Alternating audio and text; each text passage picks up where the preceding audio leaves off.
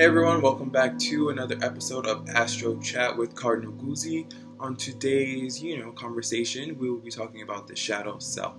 I kind of touched on it a little bit in my last video, the Capricorn and Cancer one, just about how it will be something that we are going to be forced to address. But I got a lot of feedback about what exactly is it and just how to maneuver and work around it. So this is what that video is, just essentially what it is and how we're going to get through this together. So the shadow self is a hidden or forgotten place within all of us. It kind of just holds, it's a lot of repressed energy. So it's our repressed ideas, repressed desires, repressed instincts, impulses, weaknesses, fears, anything that you've kind of separated as part of yourself to exude a certain persona is the shadow self, this part of it right here. So the part of the persona that you have highlighted and showed the world and accepted as this is who I am, that's not what the shadow self is. That is just the other conscious. It's funny, in the word persona in Latin, I believe it means mask. So whatever persona you have established for yourself and are selling to the world is the mask of your shadow self. So Future was like, to mask off, like he was like, I'm showing you exactly who I'm about to be, who I am, because like essentially the shadow self is a big part of who we are. It is those instincts that we've kind of gotten rid of in order to fit in with society. So we have our civil conscious, which is the persona that we portray and we sell. It's the part of ourselves that we like for people to see us as, and the part of ourselves that we would like to be. And then the shadow self is like, I'm the antithesis to all of that. So, hi, nice to meet you. Civil. I think the civil consciousness has kind of separated us from basic instinct. Like, it's gotten to a point where we're not everybody, obviously, but most people are not as intuitive or instinctual as they should be. And that's partially because of the persona of who you would like to be and how you would like the world to see us. So the shadow self is an archetype that kind of forms in the subconscious when you're going through that process of, this is who I am, this is who I'd like to be, this is what is acceptable in my society, and I will live as such to be accepted in my society. So when you're doing that work as far as, how you would like to be seen in the face of your peers, the shadow self is already building itself a foundation in the subconscious, and then it's adding layers of who you actually are. So for example, if you feel like, let's say at work, I can't be too assertive because it's gonna come across as I don't know, I'm just being a bitch, because that's like it's a big thing between, that word has a big connotation towards it. So developing in your subconscious might actually be a bitch, like, because you're actually this driven and ambitious person who works hard, but you feel like you can't highlight that area of your life because you don't want to be perceived as a bitch. So what starts manifesting in your subconscious is a bitch, like, and I'm for the sake of the example. So that's kind of how the shadow self works and manifests itself. So essentially the shadow self is an accumulation of traits that we have suppressed in our subconsciousness. So what are the dangers of that? One of them is depression. You can be depressed from separating yourself from the other side of who you are, because it'll feel like, a death kind of. You'll feel out of tune with yourself because it's like there's a big gap in your personality of who you actually are that you've never acknowledged, that you've never entertained. So it's like you can, kind of feel saddened towards that because it's a connection that you've never really addressed.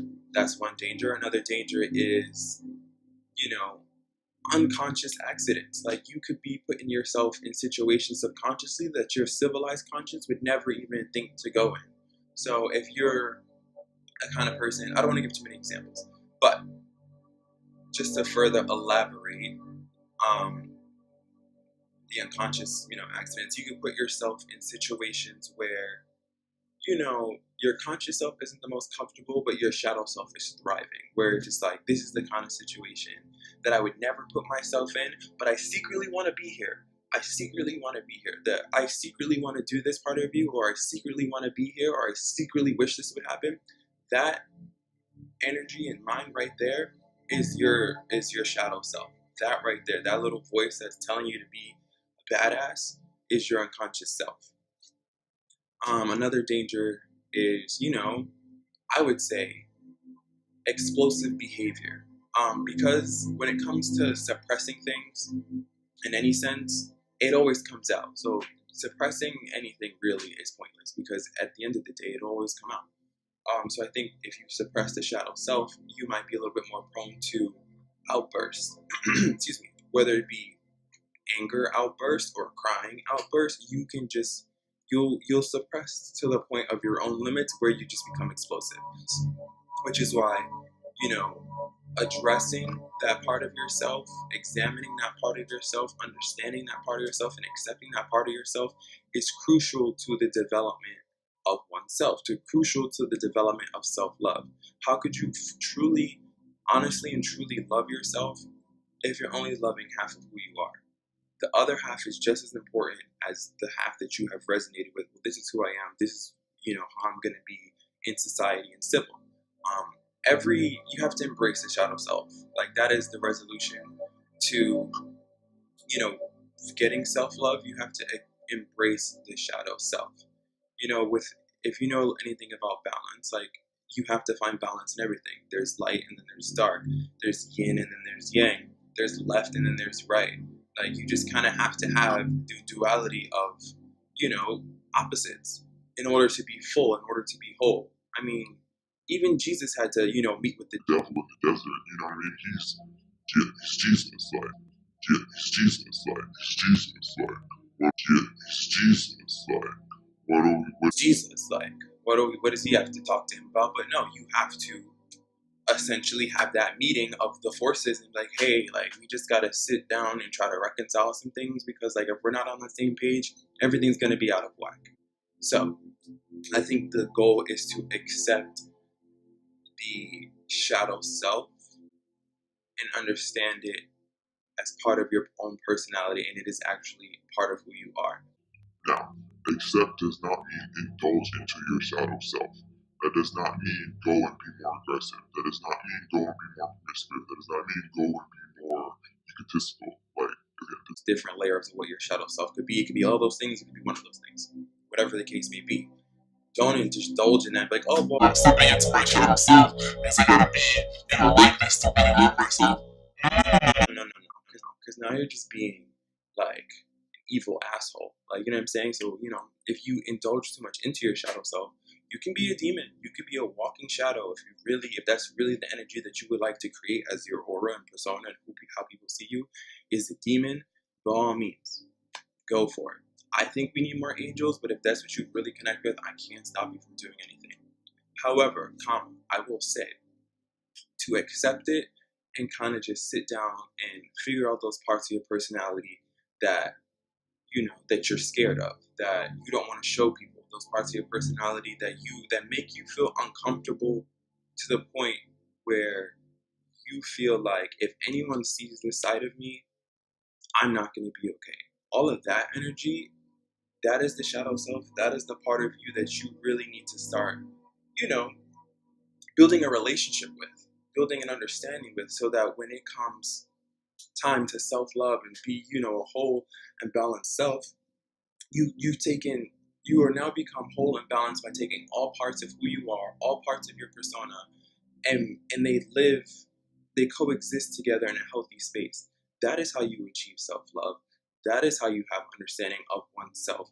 That is how you, attract things that you ever wanted. If you're operating on a frequency that is that high where you have now found balance of self, you will start, attracting things that you've always wanted. And I mentioned this in the last video as far as doing the internal work in order to kind of, figure out what no longer serves you. Once you have done that work, it will be so natural, but you feel like, okay, well, that is not something that is even the greatest good for me at all. So I don't need to, be around that.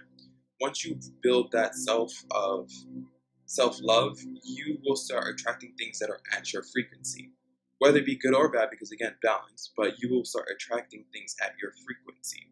So when that happens, it's kind of like isn't what is happening, but it feels like the world is kind of revolving around you. Anything you want to happen can happen. Anything you want to get, you will get. It just becomes a fluid motion of abundance, really, because you have now reached this point of self-love, self-understanding, self. You have reached the point of, I'm going to balance my civilized conscious with my basic instinct, and I'm going to put the two together to be this whole-hearted person that, doesn't necessarily have too many barriers. Because I think if we continue to repress our shadow self, there will always be another barrier between loving yourself. Because it's like behind, this is the mask, right? This is the facade that we show to the world.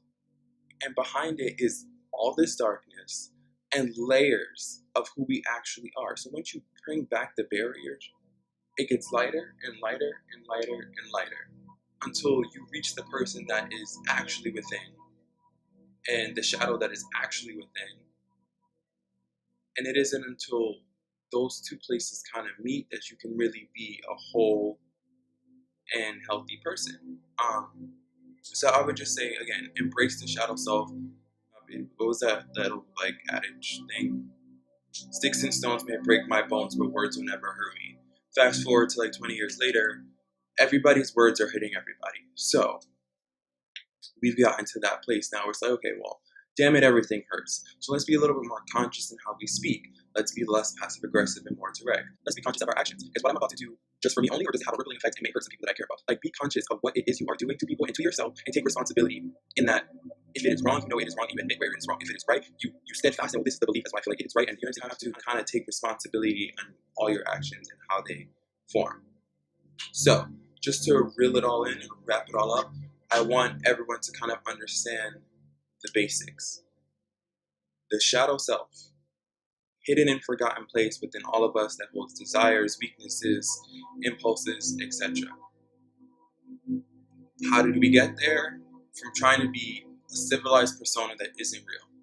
How do we get rid of it? Diving into that mofo, addressing it, understanding it, accepting that the parts of ourselves that we kept secret for so long is actually a big part of who we are. And what's the resolution? Embrace it. Embrace and accept that this is who I am. This is a part of my personality. And if you feel like working through some of the kinks, work through some of the kinks. You don't have to allow the shadow self to thrive within you. You don't have to be that person, but you do have to accept that is part of who you are. And then once you accept it, then you can start filtering through, well, this part of my shadow self I'm probably going to keep because it comes in handy, but this part is just not healthy for me, not healthy for other people. I don't need that. Bye. And then from that, you will become a whole and balanced self with, a uniform kind of sense. Like, I'm sorry, not uniform, unification, like, of oneself, because you have now mastered the shadow self with the civilized conscious, and they can coexist together for you to be a loving and thriving kind of person that just is surrendering itself to the universe. And when you surrender yourself to the universe will bring you abundance. And that is what I'm wishing for you all. Love, peace, and abundance. Until next time.